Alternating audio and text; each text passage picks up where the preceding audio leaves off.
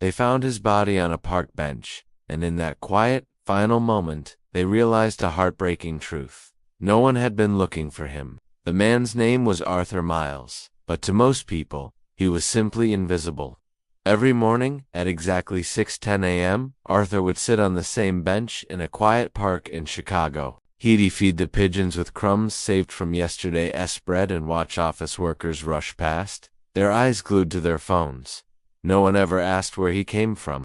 No one ever asked where he was going. To them, he was just another old man, waiting for something that would never arrive. But Arthur was waiting.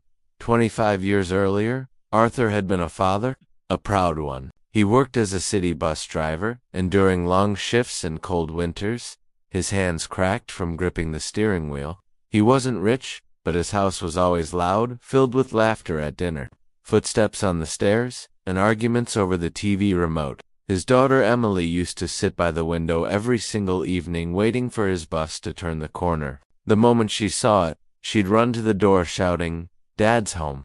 That sound, that simple joy, carried him through his hardest days, until the night it stopped. One rainy evening, Arthur was driving his final route when a drunk driver ran a red light. The crash didn't kill him, but it took something far worse. The investigation dragged on for months, and the city, needing someone to blame, pointed the finger at him. Arthur lost his job. The small compensation he received barely covered his medical bills.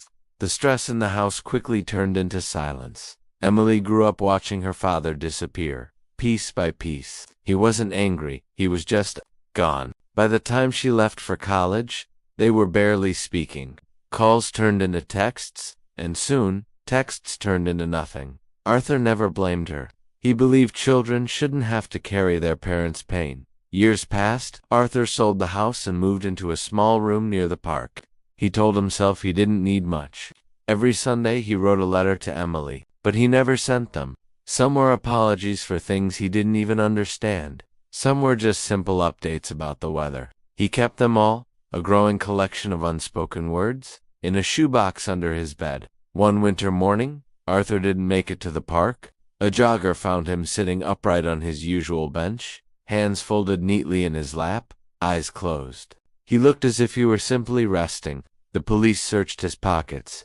There was no phone, no wallet, no emergency contact. Just a single, worn envelope with a name written carefully on the front. Emily. They called her that afternoon. She arrived 2 days later, standing alone in the small apartment she barely recognized. That's when she found it, the shoebox. Inside were dozens of letters, all addressed to her, all unopened. She sank to the floor and read them, one by one.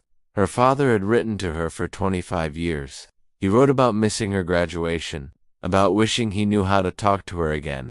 He wrote about sitting on that park bench every single morning, hoping that one day, she might walk past. The last letter was dated the day before he died. It said, "I don't know if you still think of me, but if you ever wonder whether you were loved, you were, every day, even when I didn't know how to say it." Emily cried in that empty room until night fell.